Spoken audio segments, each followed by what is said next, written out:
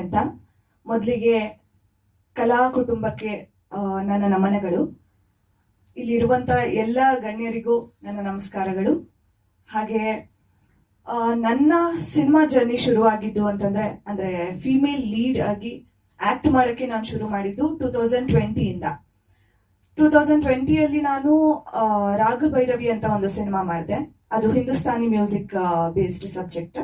ಅದರಲ್ಲಿ ಫಸ್ಟ್ ಸಿನಿಮಾನೇ ನಂದು ಅದು. ಸೊ ಅದರಲ್ಲಿ ಫೀಮೇಲ್ ಲೀಡ್ ಆಗಿ ಮಾಡಿದ್ದೆ, ಅದರಲ್ಲಿ ಹಿಂದೂಸ್ತಾನಿ ಗಾಯಕಿಯಾಗಿ ಮಾಡಿದ್ದೆ. ಸೊ ಅದಕ್ಕೆ ಸ್ಟೇಟ್ ಅವಾರ್ಡ್ ಕೂಡ ಬಂದಿದೆ ಮ್ಯೂಸಿಕ್ಗೆ. ಸೊ ಬ್ಯಾಂಗ್ಳೂರ್ ಮತ್ತೆ ಕೋಲ್ಕತ್ತಾ ಇಂಟರ್ನ್ಯಾಷನಲ್ ಫಿಲ್ಮ್ ಫೆಸ್ಟಿವಲ್ ಅಲ್ಲಿ ಸ್ಕ್ರೀನಿಂಗ್ ಕೂಡ ಆಗಿದೆ. ಅದಾದ ನಂತರ ಥಕ್ಸ್ ಆಫ್ ರಾಮಗಢ ಅಂತ ಸಿನಿಮಾ ಇಲ್ಲೇ ನಮ್ದು ಟ್ರೈಲರ್ ಲಾಂಚ್ ಆಗಿತ್ತು. ಅದು 2023 ಅಲ್ಲಿ ರಿಲೀಸ್ ಆಯ್ತು.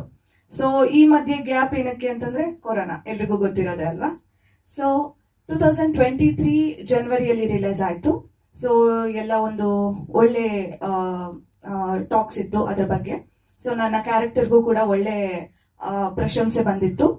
ಅದಾದ ನಂತರ 2024 ಅಲ್ಲಿ ಕುಬುಸ ಅಂತ ಒಂದು ಚಿತ್ರ ರಿಲೀಸ್ ಆಯ್ತು. ಅದಕ್ಕೂ ಒಳ್ಳೆ ಪ್ರಶಂಸೆ ಬಂತು. ಅದು ಪ್ರಜಾವಾಣಿ ಸಿನಿ ಸಮ್ಮಾನಕ್ಕೆ ನಾನು ಅತ್ಯುತ್ತಮ ನಟಿಯಾಗಿ ನಾಮಿನೇಟ್ ಕೂಡ ಆಗಿದ್ದೆ ರೀಸೆಂಟ್ ಆಗಿ. ಅದಕ್ಕೆ ಮೈಸೂರು ಇಂಟರ್ನ್ಯಾಷನಲ್ ಫಿಲ್ಮ್ ಫೆಸ್ಟಿವಲ್ ಅಲ್ಲಿ ಬೆಸ್ಟ್ ಫೀಚರ್ ಫಿಲ್ಮ್ ಅಂತ ಅವಾರ್ಡ್ ಕೂಡ ಬಂದಿದೆ ಕುಬಸಕ್ಕೆ. ಅದಾದ ನಂತರ ಸ್ವಪ್ನ ಮಂಟಪ ಅಂತ ಸಿನಿಮಾ ಮಾಡಿದೆ. ಅದು 2025 ಅಲ್ಲಿ ರಿಲೀಸ್ ಆಯ್ತು. ವಿಜಯ್ ರಾಘವೇಂದ್ರ ಸರ್ ಲೀಡ್ ಆಗಿ ಮಾಡಿದ್ರು. ನಾನು ಒನ್ ಆಫ್ ದ ಲೀಡ್ ಆಗಿ ಯುವರಾಣಿ ಕ್ಯಾರೆಕ್ಟರ್ ನ ಮಾಡಿದ್ದೆ. ಸೊ ಅದು ಬರ್ಗೂರು ರಾಮಚಂದ್ರಪ್ಪ ಅವ್ರ ಡೈರೆಕ್ಷನ್ ಅಲ್ಲಿ ಇತ್ತು. ಸೊ ಅದೂ ಒಳ್ಳೆ ಕ್ಯಾರೆಕ್ಟರ್ ಆಗಿತ್ತು. ಸೊ ಈಗ 2026 ಅಲ್ಲಿ ಮಾವುತ ಅಂತ ಸಿನಿಮಾ.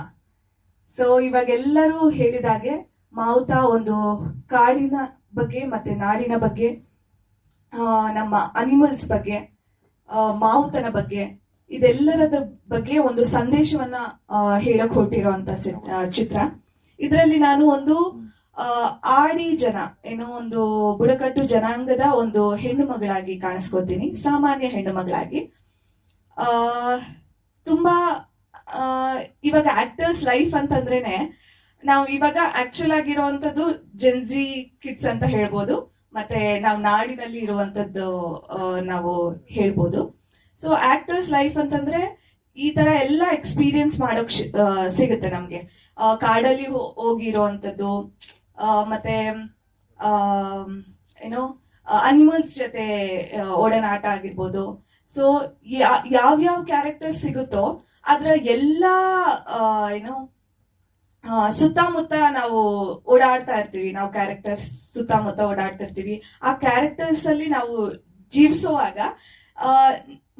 ನಾವ್ ಏನ್ ಆಕ್ಟ್ ಮಾಡ್ತಾ ಇದೀವಿ, ಸೊ ಆ ಕ್ಯಾರೆಕ್ಟರ್ಸ್ ನಾವು ಜೀವಿಸುವಾಗ ನಮ್ಗೂನು ಆ ಎಕ್ಸ್ಪೀರಿಯನ್ಸಸ್ ಎಲ್ಲ ಒಂದು ನೆನಪಾಗಿ ಉಳಿಯುತ್ತೆ.